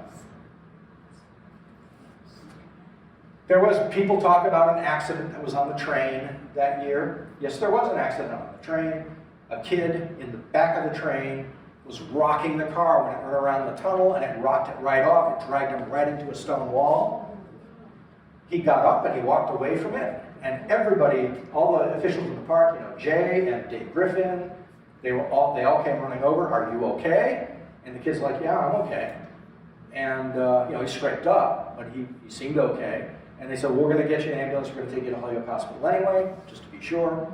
And the kid said, no, I don't need to go. I said, no, we're going to take you there just to make sure. We just want to make sure. So they brought him to Holyoke Hospital. He sat in the waiting room for 4 hours and died of internal bleeding. What? Internal bleeding. If they had seen him sooner, he would have been alive. But he just sat there.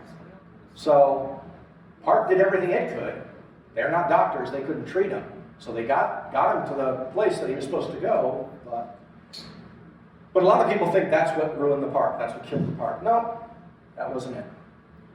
What happened in 1987 is Roger Fortin turned 65 years old. And that year was interesting. He took a lot of time off, which was unusual for him. And he would put me in charge. By that point, I was running a lot of the different rides. I was what they call the brakeman. So I would go around and I would relieve people on all the different rides because I knew how to run everything in the park. And then he would have me check people in. So I would be there with the clipboard and I would assign rides. I would say, okay, you're going to be on the whip today, you're going to be on the kiddie ride today, you're going to be on the coaster today, and I would assign rides. So I figured, well, he must be grooming me to take over for him whenever he retires. And what I didn't know is the last day in 1987, on September 24th, he said to Jay Collins, I got to retire. I can't do this anymore. I have to retire. And Jay Collins said, well, if you're retiring, I'm closing the park. Because Jay couldn't see how he could run the park without Roger. Tim Champagne, who I'm still friends with and I see him all the time, Tim Champagne was hoping that he would help take over the park as well, because he knew they couldn't run it forever, and he wanted to see the park continue. And I really thought this park was never going to end. And Jay actually thought the park was never going to end. So what Jay Collins did is he took out an ad in the major trade magazines across the country and said that Mountain Park was for sale. Lock, stock, and barrel, the whole thing. So at that point, it was about from 600 acres that Loomis had bought. The ski area had purchased a big chunk of it up the hill. And a big lot of that below 91 was useless because you couldn't get to it. 91 was in the way. So you had about 80 acres that the park sat on, 60 to 80 acres that the park sat on. plus all the rides, plus all the concessions, plus all the food equipment, you know, everything that was there for $4 million. Which to me wasn't a bad deal. Sorry. To me, it wasn't a bad deal. That was a pretty good price for everything you were getting for that money. However, in 1987, we hit a major recession. And nobody wanted to pony up the money. Jay went to Jimmy Joe O'Connell at the ski area and said, you know, this would be a perfect thing for you because you could have the park in the summer and the ski area in the winter. You know, and I was thinking, yeah, you could even take the sky ride and flip it around and have the sky ride go up to Mount Tom ski area and take people back to the park. So you could have that synergy there. And Jimmy Joe said, you know, we're having a struggle here too. So I'm not prepared to buy it at this point. So Jay let it sit for a year and got 0 responses and said, well, you know, I've already closed it for a year. I guess that's it, we're done. And he began selling off the rides. And once you get on that road, you can't go back. My mother also said she had the newspaper, I don't know where it is now, but she had the newspaper in 1987. A little kids ride, it was a merry-go-round, a little merry-go-round, and there was a little boy riding on it, and he was calling his mother Mama. His voice is white and he kept on saying that, and she didn't pay no mind to it. At the end of the ride, the kid died, he had 37 snake bites. No, It not, was inside of a horse. yeah, no, not possible. That's an urban legend. You can't, she was saying that there's a kid got bit by a snake while he was on the ride, and it came out of the horse's mouth. That's the old legend. You can't, because the horses were solid. So there was no place for the snake to go. Well, they said the horse was wood. Yeah, It was an older ride. yeah, no, Somewhere or other, the snakes got into the horse. no, can't. It's just a rumor. It's a rumor. Never happened. I'll throw the newspaper away. Yeah. It's funny, you know, last year I was contacted by the librarian, the head librarian at Smith College. She said that somebody at East Hampton High School, a teacher, was trying to get a hold of me because her students were trying to do a paper about Mountain Park. And they needed somebody to talk to. So I ended up meeting with the teacher and the students. They were amazing. They went to the Holyoke Public Library and they knew more about the details of the park than I did. They had done incredible amounts of research. It was so heartwarming to see that. And they said the exact same thing you did. They talked about the accident on the train and this and that. And I said, remember that the way newspapers operate is if it bleeds, it leads.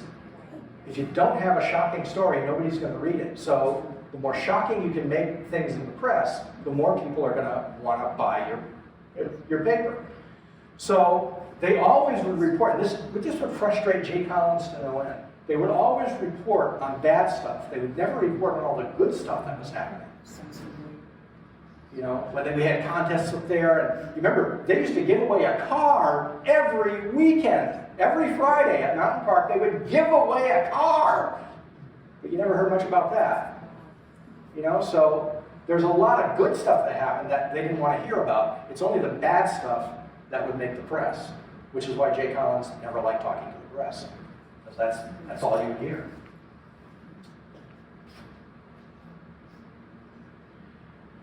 So in 1987, in the fall, I saw this guy walking down the Midway. He had a white trench coat on. And I was there as a watchman. I was kept on to guard the park, basically. There were 3 watchmen. I started off on 3rd shift, then I went to 2nd shift, and then 1st shift. And I always saw people walking through the park because they couldn't believe the park had closed, and they were really sad about it. They were trying to sort of gather up as much sensory memory as they could. So I saw this guy and I said, hi, can I help you? And he said, my name's John Hickey and I'm the manager of the Holyoke Water Power and I'm going to save the carousel for the city of Holyoke. I thought he was nuts. I really thought he was nuts. It's like in the middle of a recession, you're going to save the ride? That was over $1 million. Well, it's interesting. The merry-go-round was the most valuable thing in the park. Jay Collins was offered $2 million from a company in Japan that wanted to ride. Because at that point, these horses were at peak value. This stander on the outside, they were going for upwards of $350,000 a piece. So there are people willing to pay big money for classic carousels like this. And this is such a pristine example because all the scenery was intact, which you don't find on most merry-go-rounds because the scenery is made of cardboard. And a lot of that just deteriorates over the years, but Mountain Park was so well protected because of the dance pavilion that everything, including the original machinery, was all in pristine condition. So I didn't know who he was, and I underestimated him. I didn't know John Hickey, and I didn't know how persistent he could be.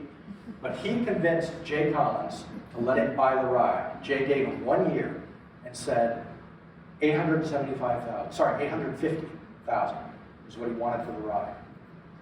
Because he wasn't going to give it to him for free because he had no idea if this was going to happen or not. So he said $850,000 within a year. I'll give you a year to do it. And Hickey went to work. He was amazing. Angela Wright was taken on board as the fundraiser to help coordinate the whole thing because John had never done anything like that. And she said John would go into bars with a trash bag. And he would say, have you been to the High Up Merry-Go-Round yet? And they would, no. Okay, give me some money for the High Up Merry-Go-Round. And they, have you given? Yeah. And they go, yeah, okay, we'll give some more. You know? And he'd walk out of there with a trash bag full of money. And he would hand it to Angela, and Angela would go, what am I supposed to do with this? And John would say, oh, put it with petty cash. You know, and he was unstoppable. Once this campaign was announced, they had a last ride at Mountain Park in 1988.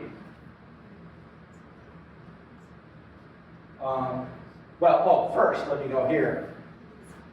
We share the same clothing, you notice. This is Fred Freed, who at the time was the authority in the country on carousels. He wrote the book on carousels. That's me when I had hair. And he came, John got him to come and do an appraisal of our ride.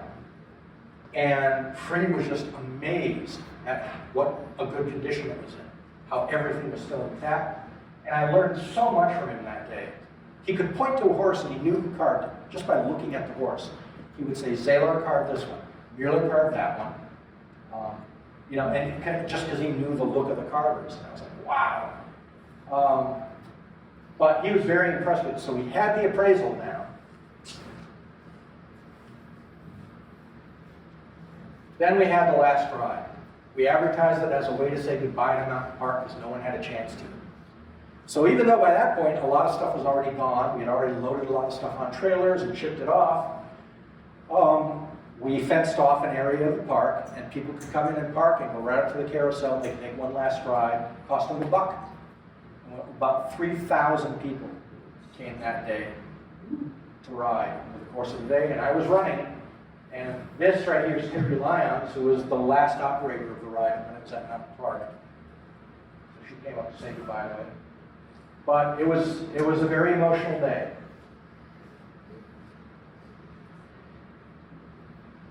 And within a week, students in the schools in Holyoke raised $32,000 from can and bottle collections. $32,000! And it was really obvious at that point that this community was going to do it. They loved the park so much that they were going to do whatever they could to save a piece of it and keep it in Holyoke. Meanwhile, the rest of the park began to deteriorate. I was kept on as watchman, but only during the day. I was the only one there. And at night, kids would get in. And they would just dare to destroy things. And it was always usually the sons of the dentists and the lawyers, you know, the rich white kids. They were the ones who I would always catch in there. I would catch them coming out of the building with sledgehammers and crowbars, and they'd look at me like, yeah, what the hell's your problem? And I was like, you're trespassing. Yeah, so what? You know, they just didn't care. They were there just to destroy, just to get their testosterone out. Huh? Why couldn't they arrest these people? By the time you got the cops up there, it would take them a half hour to get up there. just made me like the whole place broke down. Yeah, well, I remember one time when I was up there, I caught some kids climbing over the fence, and I yelled at them to get out, and they started throwing rocks at me, and a cinder block caught me right in the back of the head, and I just went down like a sack of potatoes. And luckily, there were 2 other kids walking through the park then, and they were able to pick me up. And by the time the ambulance got there, it was about 45 minutes later. So, it was hard to get people to get up there. And, they asked, did you see who it was? Well, yeah, they were kids. Did you see what they were driving? No, I didn't. So what are you going to do? You have a question?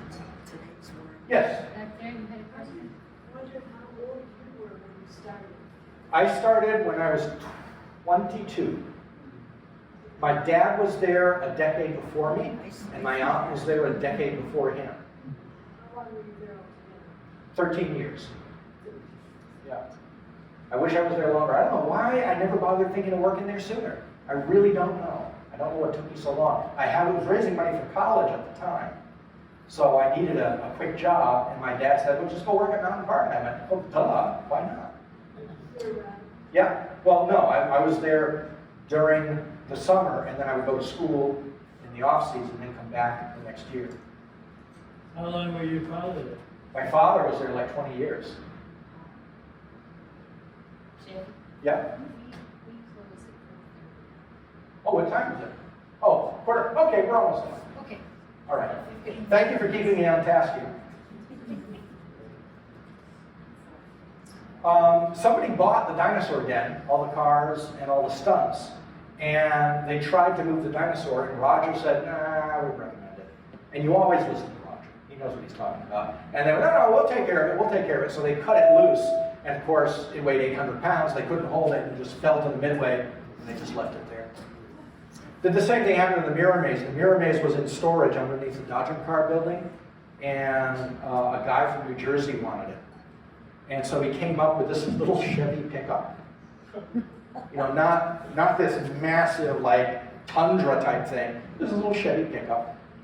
And he wanted us to put the maze in there, and Roger and I just looked at him and went, no, not going to happen. It's too heavy. Now, I don't care. I'm not going back. I want that maze in there. Okay, so we loaded all the glass in first, then we loaded all the posts in, and he took off, and he blew his rear axle on I-95. So much for that Mirror Maze. Again, you listen to Roger.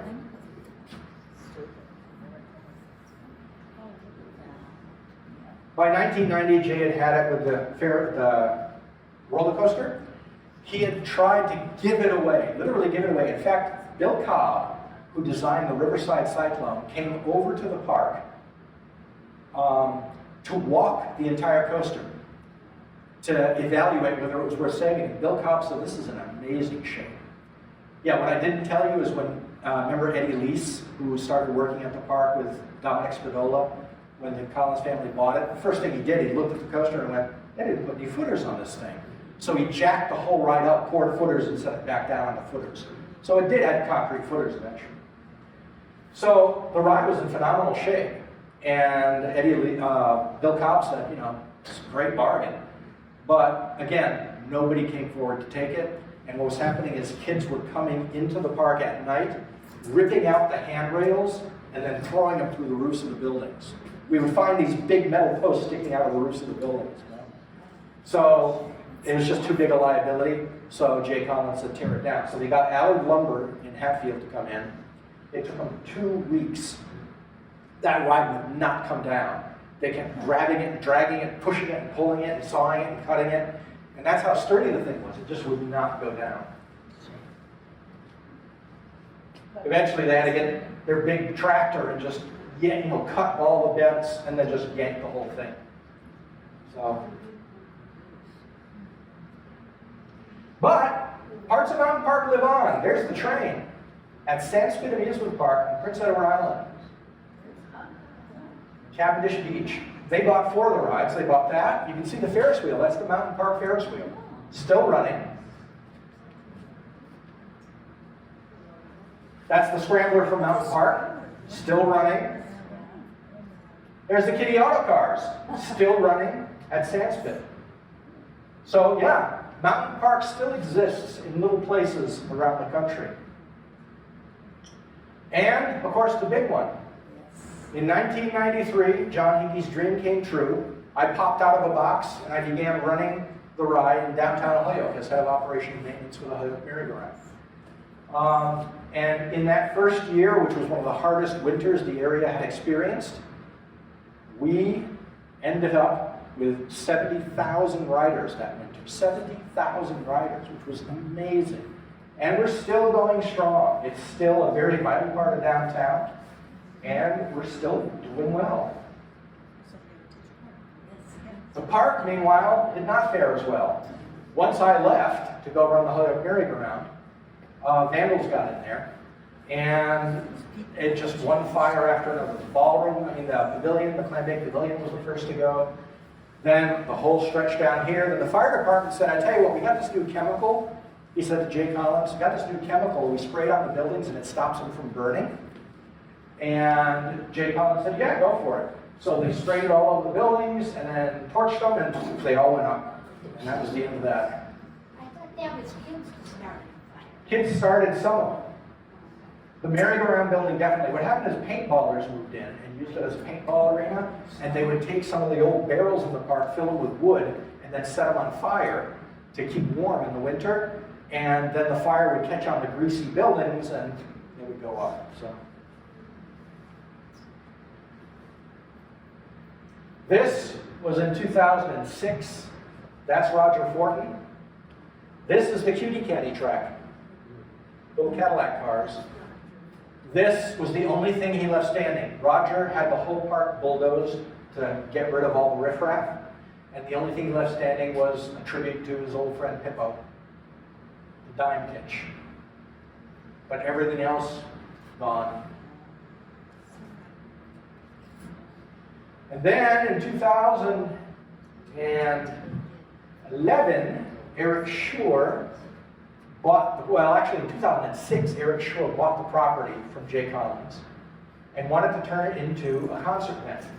And he got his wish. In 2011, they had a series of concerts over the summer. And notice, that's the Midway. You'd never know it. The roller coaster used to be over here, all the way down. And it was very successful the first year. It was somewhat successful the second year, but the problem was he was drawing so many people, they were parking all the way down Route 5 because they had no place to park. So Eric Shore wanted more parking. The city council in Holyoke denied him the right to tear down some trees to park cars, and Eric went, okay, well, I'll just wait it out. So that was the end. And today, that's what's there. The roller coaster would have been along the left side. This right here is Kittyland, over here.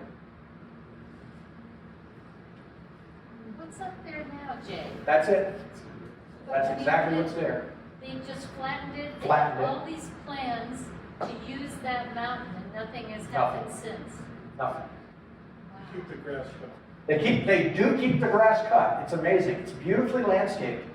The gate has been trashed. They had Eric Shore put in this beautiful ornate metal gate. It's completely been trashed. So you can just walk right in there. But that's it. That's all that's there. Why can't they make that like into a park? They're like Mountain Park, this park. Well, that would be up to Eric Shore because he owns the land. And so this is still there. This was the road that led up between the dodging cars and the merry-go-round. That little road is still there. And if you concentrate really hard, you can see the memories of the past. Now, I have a mission. There are so few people now. This is the 35th anniversary year of the park closing. And it's 125 years since the park first opened. So I really wanted to do something to commemorate that, and over the past 4 years, I've been working on a project that finally saw the light of day. Remaking Mountain Park. I started off with a blueprint, and I got that from a photo I have of an overhead shot when they were doing Route 91, looking at the park. And I got all exact measurements, and I created a scale model of the park using mixed media. And it took, like I said, 4 years, but Here's the Clam-Bake Pavilion. You notice the gifts. I even have people inside the buildings. Those are from Eric Conrad's photos that he took.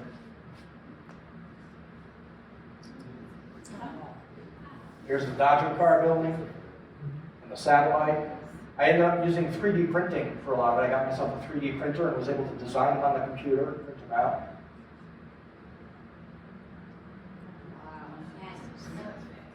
And you can see that at Heritage State Park, the visitor center. It's right in the lobby, right when you walk in, it's on display, and hopefully it'll be there longer than I'm alive. So if you're interested in seeing that, you can relive your memories at the Heritage State Park Visitor Center and then pay a visit to the merry-go-round next door. How much is it for a ride now? It's $3 for a ride. No, yeah. I'll take 2. All right, that's what it looks like when you walk in. 4 tickets for 10. Yeah, 4 tickets for 10. And this lovely plexiglass cover was donated by Flinmar down the street from the merry-go-round. I was really happy they did that. I didn't know how we were going to protect it, and that's perfect. So, to let you go with one last little memory here.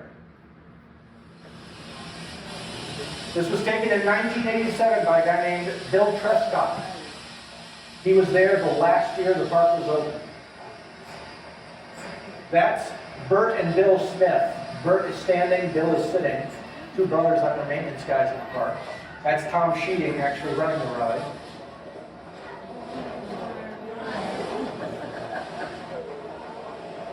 Please keep your hands and arms inside the car at all times. Do not stand up.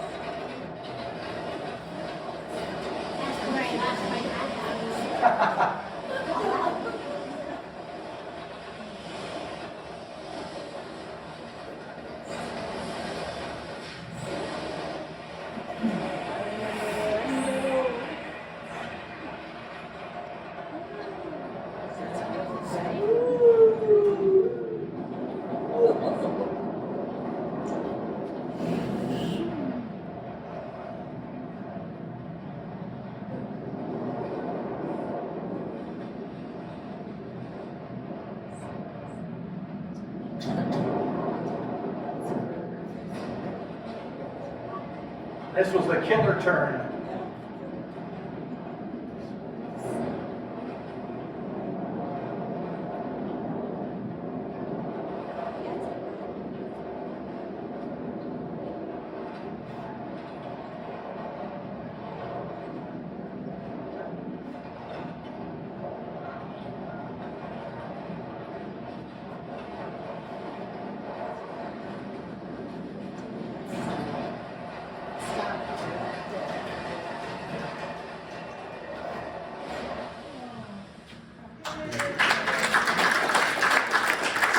If you want to see any more, go to KarenandJ.com, and I've got tons of stuff about Mountain Park. Yes? Was there a famous black horse on the carousel? Well, it's interesting. The Black Horse is right now the lead horse, which is actually off in Bristol, Connecticut, getting restored. Because none of the horses have been really restored. They've been repainted at the park, but not stripped down, fixed, and repainted. So the lead horse, the Armored Horse, was black. Not always at Mountain Park. It went through many color changes at Mountain Park. It was aqua, actually, for much of its life at Mountain Park. But it is black at Heritage State Park, and that is being redone. Doesn't the horse have a special name? They all have special names that were actually given to them by Nancy Horn, a woman who worked with the merry-go-round when it first opened. She passed away of cancer a few years later, unfortunately, but she was a wonderful woman. And she decided she was going to name every single horse on that ride. So we have a list. And they called him Lancelot, is what she gave that name. Favorite. It was a white horse and it had lots of flowers running down the Yep, side. that one is now sort of tan, and that one we call Angie, after Angela Wright. But yeah, that's still there. Were there any ride-related deaths over the course of the history of the park? Yes, there, and it was always things that were initiated by the rider themselves. You know, I don't know of any hard evidence that the park was at fault. One of them was a girl stood up at the top of the hill of the roller coaster, which is like, why do that? And of course, you know, physics, coaster goes down, she stays up, and then she fell. You know, there was a kid that again rocked the train. He ended up dying at the hospital, but. What do you think of Six Flags? Have you been there? Oh yeah. I used to work at Riverside actually after the park closed. After Mountain Park closed, I did a year at Riverside. Wasn't the same. What happened to all the rides at Riverside? Did they go the way of Mountain Park as well? Yeah, a lot of them. A lot of the rides at Riverside, they were just dismantled and sold to other places or scrapped because Six Flags, the corporation, has a certain idea of what they want in their parks. Their parks are very cookie cutter. So they want it that way because if you go to a Six Flags here, you go to the one in St. Louis, you go to the one in Georgia, you go to the one in Texas, they want you to have the same type of memory of each park. So it's the same type of rides in each park, the same names for the rides. The layout's a bit different, but basically they're very similar parks. So I liked what they did with Six Flags New England in 2000. When they rebranded to Six Flags and they had the new DC area, they did such an amazing job, and the rides were fun. They had a lot of stuff for families to do. And the trouble with Six Flags is it's been sold off so often. You know, Dan Snyder, the Washington Reds, not Washington, California. He owns a football team in California. He bought it for a while. He didn't know what to do with it. He sold it to an investment firm. They didn't know what to do with it. They sold it to another investment firm. Now they've got a guy who's in charge who, from what I've heard, is really concerned about the quality of toilet paper in the parks. That's his current, that's what he talks about all the time. He wants soft toilet paper. No shit. So I don't know, but I'm not a big fan of the parks because they're teeny thrill parks. They're spin and bar parks. And there's nothing for me to do there. There are 2 rides that I can ride at Six Flags New England. The rest of them I can't because I'm too old. You know? So I like family parks, and there are plenty of those left. Canopy Lake in Salem, New Hampshire. Absolutely, if you've never been there, it's worth a trip. You don't even have to like rides. It's just a gorgeous place. There's Lake Compounds in Bristol, Connecticut. There's Quasi in Middlebury, Connecticut. Nobles Grove in Pennsylvania. There are plenty of these wonderful family parks. You just got to seek them out. How about Wally World? Wally World, yeah. The fake park. Thank you all. It's been a pleasure. Hope you enjoyed it. And it's good to be back.